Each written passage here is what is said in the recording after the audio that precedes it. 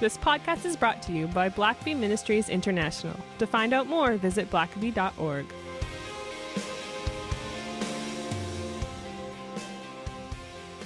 Welcome to the Richard Blackaby Leadership Podcast. My name is Sam, and I'm very thankful to be here with Dr. Richard Blackaby. Well, it's good to be with you, Sam. I'm very grateful to be with you today. Well, I appreciate your graciousness and Thanksgiving here on the Tuesday after Thanksgiving. Hopefully, with still full bellies and much to be grateful for. I know you and I both have much to be thankful for. That's for sure. It's easy to get caught up in all the... So you can still be grateful for your father-in-law, like mine has passed. So I was grateful when I had him, but you can still every day still be just basking in the glow of gratitude for that. That's how I start my day. I just have a meditation on how grateful I am for Richard in my life and just all that he means to me. That's just, I feel like that sets... Have I told you you're my favorite son-in-law? Yeah. Do people know that I'm your only son-in-law? That's the real question here. But all kidding aside, we are very blessed and very thankful to be here, to be doing this podcast after so many. I think this is our 233rd episode of a wild, harebrained idea I had not that long ago, but it's been cool to see it blossom over the years. And it's always great to get comments from folks who listen to it and that we hear are being encouraged by it. That puts fuel in the fire. And it's funny you should mention that because we do have a comment here from a listener, Neil. It says, "Dear Richard and Sam, firstly, I want to say how grateful I am," and I feel like that's a very timely word, for your leadership podcast. God led me to it some time ago, and it continues to be a tremendous blessing to me. Thank you, Neil. And so once again, thank you. I was wondering if you considered teaching on leadership lessons on every book in the Bible. Wow, that's a big ask. Yeah. That would be interesting to do. I should say I have a friend, Brent Garrison, who actually wrote a book on that very topic. It's called Leadership by the Book, Lessons from Every Book of the Bible. His name is Brent Garrison, and you could Google that, probably find it. I wrote an endorsement for it when it came out originally. But, I might do that too, because I'm sure it would be more profound than what Brent did. But if you know Brent, he's a natural tease of me on Facebook. But I'm sure, he has some really great insights. But there's something I might look at as well. We might at least do a series now and then, just kind of maybe work our way through. Well, and you've been, sort of doing whole Bible studies as you've been working on recently 2 study Bibles. Yeah. And so I'm sure there's a lot. But that's, we do appreciate that because we're always looking for new ideas about things we could do a little series on or topics to address. And so that's good to. And we've done a few profiles of various leaders throughout Scripture.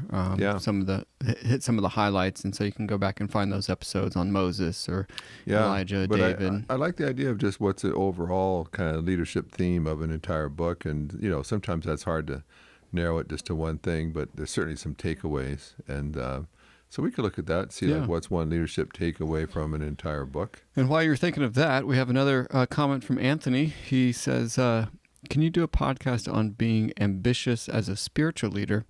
Is that wrong, normal, or good?" Yeah, that's a good question. I was trying to think if we had addressed that. Maybe we've never given just a whole podcast to that, but I think it's a great question. We may do that even next week. We'll get on it. Thank you, Anthony. Yeah, because I think that is a really good question, and I think there's sometimes some misguided answers about that, and so it can feel wrong. If you're say in a church or in some ambition for some reason somewhere along the way in the Christian vernacular, that's been seen as a bad thing. And so that actually might be really. I think there's topic. A lot we could probably tease out of that. Yeah. So thanks for that. We'll stay tuned. Could be next week. We'll get on that one. So yeah. Well, this is a podcast where we want to sort of zero in on Thanksgiving, cultivating thankfulness. It's easy this time of year. You've just had likely the best meal of the year. Oh, I being love Thanksgiving dinner. Oh, there's nothing like it. I've so many. Thanksgiving has always been at least in my life, a pretty big holiday, and it's usually because it's just out of this world meals and all the aunties and that's one where uncles. It's almost like you almost hate to start eating it because the anticipation is so, I know. like, Well, it's incredible. Yeah, you have hors d'oeuvres all morning waiting for the main course to get ready, but it can't it can be difficult to sustain sort of the feeling of thankfulness or Thanksgiving throughout the year. It's easy when everybody's thinking about it this time of year, but sometimes it can be difficult to cultivate that when it's not, the official Thanksgiving season. Yeah, and I was thinking, so I've kind of thought about maybe a topic about, are you still thankful? Are you still grateful? Now it's several days past Thanksgiving. We did that. I was grateful last Thursday. But how do you maintain that? Where after the holiday season is over, you're moving on to Christmas, and how do you every day live your life with a sense of gratitude? And you can just tell people that do that because they approach life so differently. It's not just a matter of always just saying thank you all the time. It is about living your life very much aware of the goodness of God in your life, the how fortunate you are.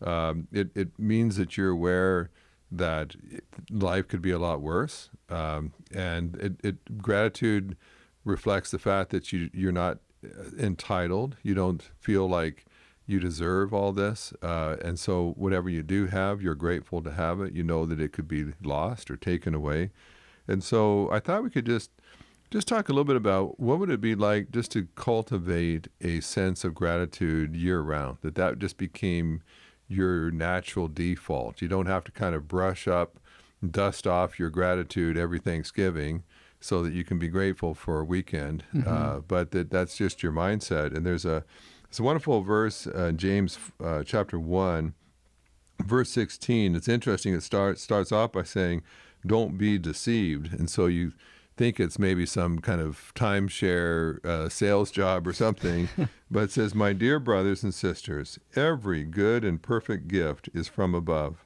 coming down from the Father of lights, who does not change like shifting shadows." And I think that's interesting that James would actually say, now don't be deceived, which in other words, it means you can be deceived.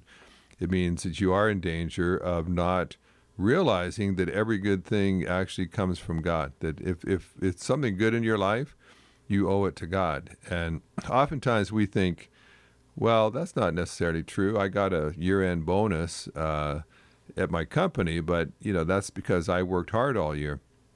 But then if we were to say that to God, he would say, but how did you get the job at a company that gives those kind of bonuses? There's lots of people who worked hard all year and they didn't get any bonus. In fact, they got laid off, even though they were the top salesman. I've known people that literally they were due for a huge bonus, and so their company fired them, laid them off, trying to save costs.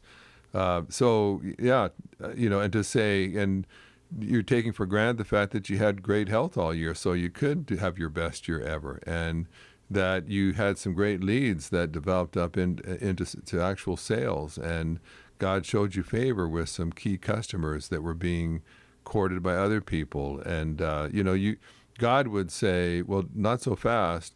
Be careful you don't just take all the credit for this good thing that's happened in your life, because I could show you 10 different things that I did to enable you to have that good thing. And so James is just saying, don't be deceived into not recognizing where those good things come from.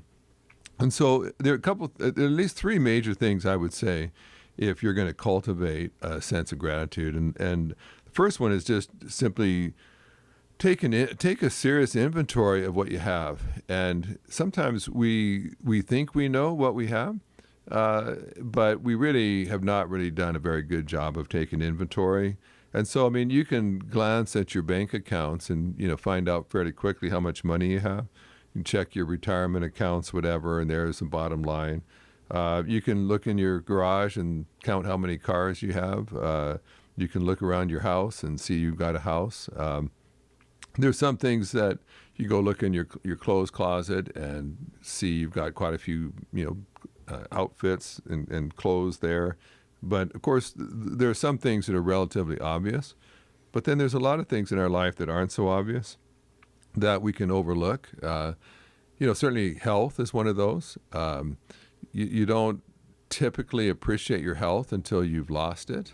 Mm-hmm. When all of a sudden, I remember for a while there, I had this excruciating pain in my neck, and it was just so bad. All I could do was just pop heavy-duty pain pills, and I couldn't lift anything. I remember my daughter, I was had to go somewhere and I think to the airport, and my daughter was worried I couldn't even put my suitcase in the trunk of my car on my own because I was in such bad shape. And pretty humbling when your daughter's having to do all the heavy lifting for you.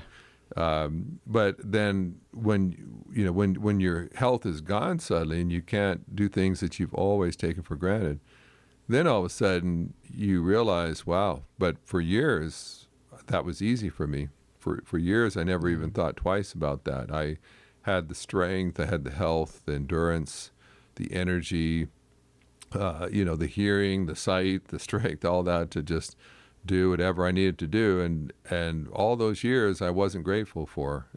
We talked about this a podcast or two ago, where just having time on a Saturday, or you come home from work and normally you'd have had all this time, but now you've got two small kids and you're thinking, man, I wish I had that time back. I had no idea how. Or just going to bed and knowing you're going to stay in bed all night till you're ready to get out, and there'll be no 6-month-old crying and wanting you to come and or 3-year-old crying. Or 3-year-old crying. And so oftentimes I would just say, take time to do a deep inventory. And of course, everyone's life is different. People don't have all the same things, but sometimes, especially, it's always good over Thanksgiving season or Christmas season, even just take an inventory of your salvation. If you're a born-again believer, read Romans 8 or some of those wonderful passages that talks about all that is yours because you're a child of God, that you're a joint heir with Christ. And realize that what you have stretching before you for the rest of eternity is an amazing, amazing future. And if you were to get COVID or some serious disease or be killed in a car accident, the worst thing that can possibly happen to you is that you might physically die. But as a believer, it means you're ushered into the most amazing experience you've ever had and ever will have. Yeah. And so it's kind of like the worst thing that could be thrown at you actually introduces you to the best thing. And so that changes your perspective. You don't have to fear like others fear. Don't have to worry and dread.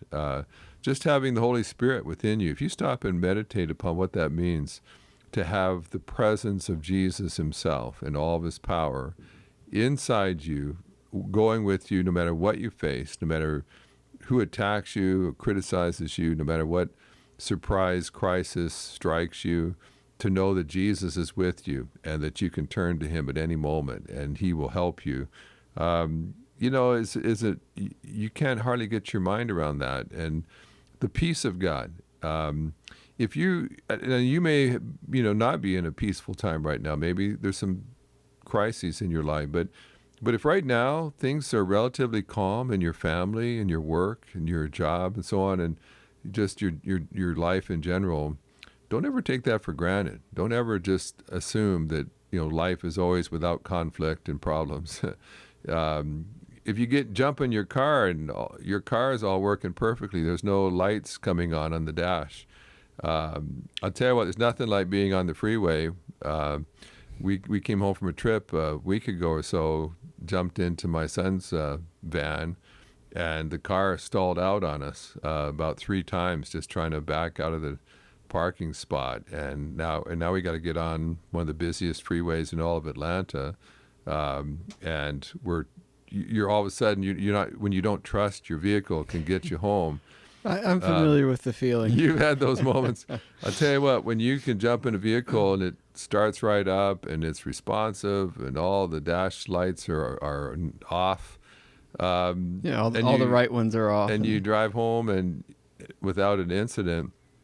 There's so many things before you jump out of your car and race on with the rest of your life to stop and say, I don't want to take these things for granted. When I come home from a trip and my wife is happy and she's had a great day and things, and she's glad to see you, and she went ahead and put a casserole together for when you got home, and there are moments where you think, this isn't always how it is. Sometimes it's been hard while I've been gone, and stuff hasn't worked, and my wife's not feeling well, and so when things are good, don't just run right past those and as if that's just how life always is, because that isn't always how life is. Yeah. And I just think that if we really, sometimes I think our problem is, and Satan certainly does this to us, he gets us focusing on what other people have. Sometimes we're better experts at knowing what others have, that nice boat in their backyard, or their really exotic vacation that we saw on Facebook, or instead of taking a careful inventory of our own life and the goodness of God to us. And then all of a sudden we realize, wow, I may not have what my neighbor has, but I certainly have a lot to be grateful for as well. Yeah, well, this is a great place to take a break, and we'll wrap up when we come back. The CSB Experiencing God Bible invites you to know and experience God personally. In this revised and updated edition, based on the best-selling Experiencing God book and Bible study, you will be encouraged to focus on the major purpose of Bible reading, listening to God speak. Experiencing God features and study helps placed throughout the Bible provide an immersive reading experience that will guide and challenge you to respond to the invitations God offers to know Him, His purposes, and His ways. The Bible is on sale now at blackabystore.org, and you can find links to these in the show notes. Well, Richard, I'm always grateful for how you encourage us to be grateful. Well, I'm grateful that you'd say that. So. Well, I'm truly thankful for those insights before the break, and maybe as we near the end of this episode of gratitude and cultivating thankfulness in our lives, what are some other ways that we can be sure we do that? Well, as we said first, just take a deep inventory of what you do have to be grateful for. What are the things in my life that I should have gratitude for? But secondly, I think it's also really good to take an inventory of what's not in your life, what you don't have. If you don't have COVID, or you don't have this horrible flu that's been going around, this cold, when I tell you what, it's been just ravaging, this cold, flu, whatever it is. Yeah. Been ravaging our households here of late. Lisa really had it bad. And I'll tell you what, there are times when you see everybody around you, all your family or friends or colleagues are all sniffing and coughing and on medications.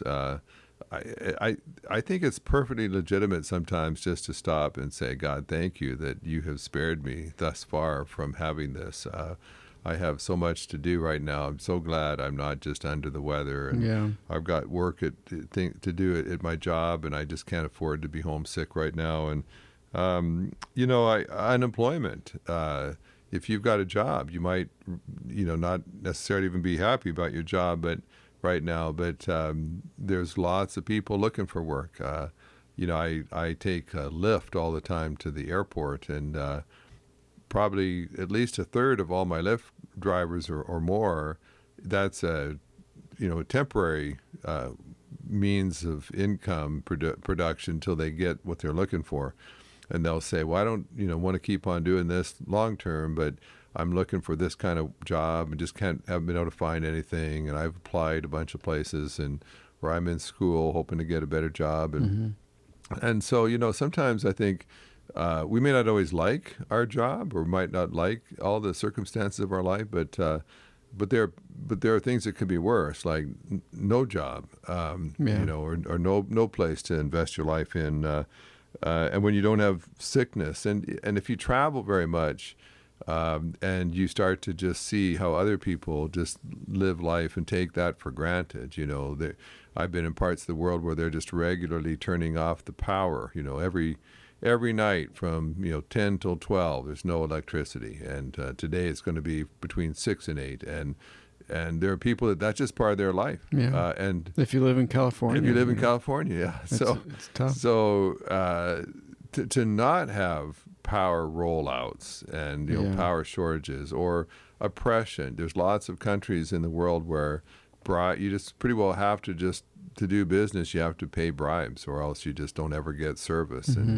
And your applications just languish on some pile on some bureaucrat's desk. And so to say, there are some parts of the world where you just pretty well have to deal with people who want to bribe for every solitary thing they do. You have to pay them extra to actually do their job. And so if I'm not doing that, God, thank you. Every time I travel somewhere, I'm often coming back saying, God, I know that my country is not perfect by any means, but I tell you what, there's a lot of stuff that we don't have in this country that people take for granted in other countries. And so sometimes you just have to be grateful as well for what you don't have. When you don't have that back pain, you don't have various problems that other people, it's a way of life for them. So be grateful for what you have, but also maybe be grateful for things that aren't in your life because of God's favor and grace to you.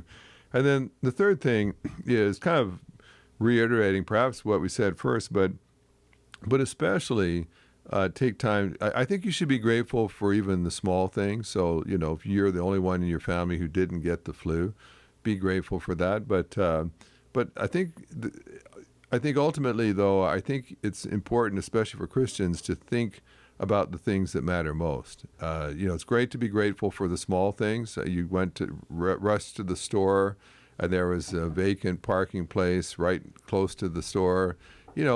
Have an attitude of gratitude for that, but especially stop sometimes and think about what your salvation means, what that means for eternity. The fact that God has given you prayer so that at any moment in your life, no matter what you face, you can immediately start talking to God about that.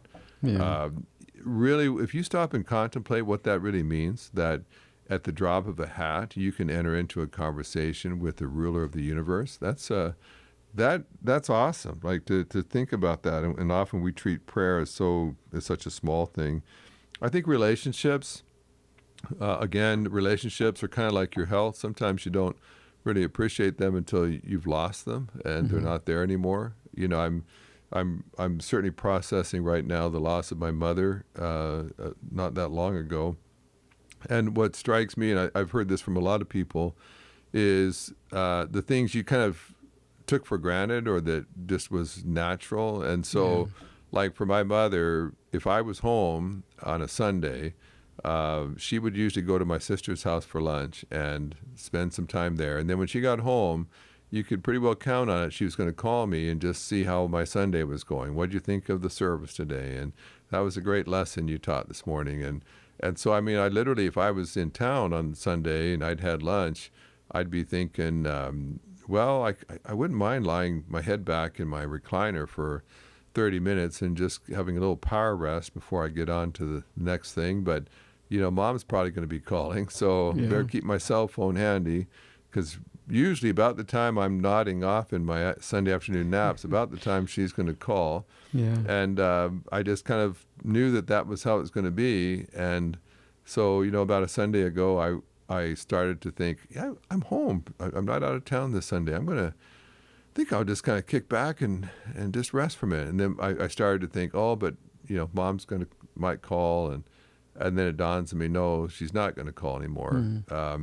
And at times, that was almost annoying. It's like she's going to call right in the middle of my nap, and I'll have to be gracious. It's my mother. And then all of a sudden, you're not getting those calls anymore. And then you suddenly realize, there's a lot of people that wouldn't expect that their mother would be calling and checking in like clockwork on them, and until they're not calling anymore. And so, even for those sometimes who have little kids underfoot, and they're getting you up in the night and they're sick, and you got to run out to the drugstore and get some cold medicine for infants or children, and they don't know how to play by themselves. yeah, they want, to be Daddy, held I want you to, constantly. can't you just hold me and do this for me? Can't you pick up the thing that I threw on the floor? Yeah, I made the mess, Dad, so can you clean it up? And yeah, I mean, I don't speak from experience. That's what I would imagine. Yeah, I've heard that small happens child sometimes. And then all of a sudden they're gone, and they're with their boyfriend, or they're married and they have their own kids, and then now you'd love to just have that child around a bit more. You don't see them as much as you'd like to, and you think, I had all of that child that I wanted for quite some time, and I don't know that I really savored those moments and appreciated what I had. And now I wish I had more of it, and it's that time, that season has passed. And so, I think sometimes looking and seeing the things that really matter, I think even just the Bible. You can go to places in the world where it's illegal to have a Bible. You could lose your life for having a Bible. Yeah. And if you wanted one, you couldn't get one anyway. There's nowhere to purchase one. You can't get them in stores or on the internet.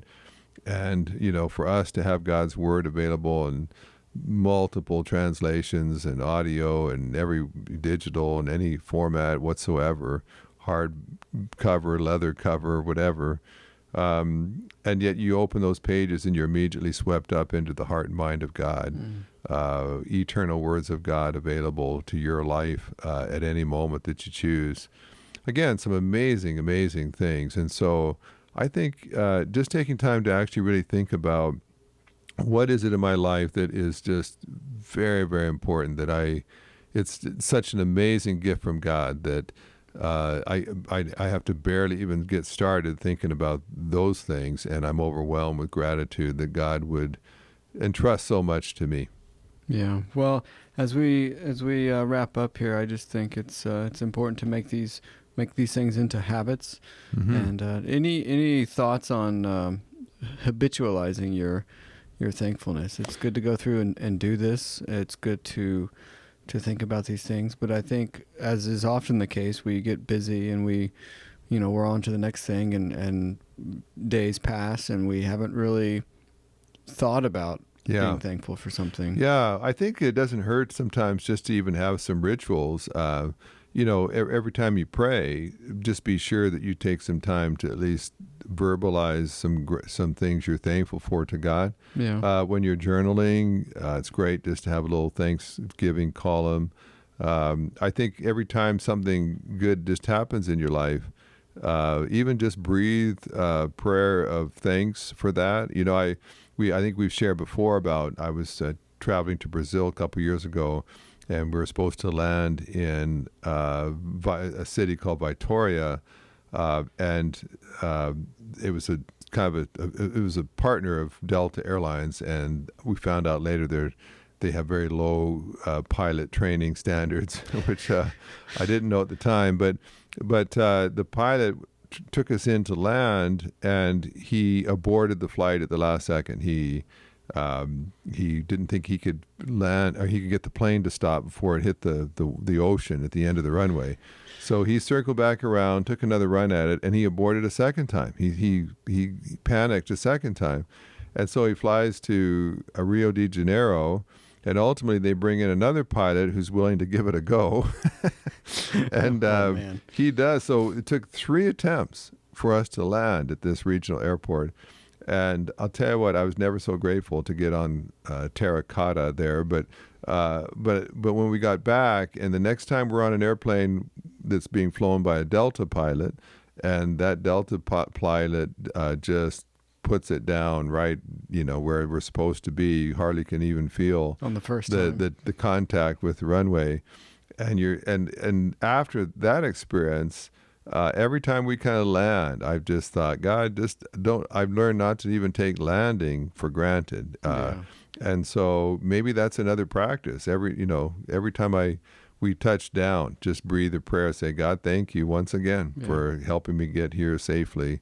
And so, you can do that driving to work, or there's lots of things you could do, or just every time a family member comes by and visits you and wants to come by with the kids, just as they are pulling out of the driveway, just say, God, thank you for that wonderful gift that a lot of people like me don't get to enjoy. Mm-hmm. And just find ways to just make it a habit of just every time this happens. And that's why, of course, you say grace when you eat. Because if you've ever lived in certain parts of the world, that's not taken for granted. 3 big meals a day, all you can eat and more. And so that, I think, especially for North Americans, let's not be too glib about just even saying grace for our food, because there's lots of places who would just think they died and gone to heaven to get to eat what we just take for granted every day. So lots of ways to do that. Build some rhythms, some habits in your life where you're regularly acknowledging that things could be a lot worse, and thank you, God, for what you've given me. Yeah, well, thank you, Richard, for taking us through this, and we'll leave it there until next time. Thanks for listening to the podcast. If this is something you enjoyed, it really makes a difference if you leave a review and a 5-star rating on Apple Podcasts or wherever you listen. Don't forget to subscribe and share with your friends. We always love hearing from our listeners, so email us at podcast@blackaby.org.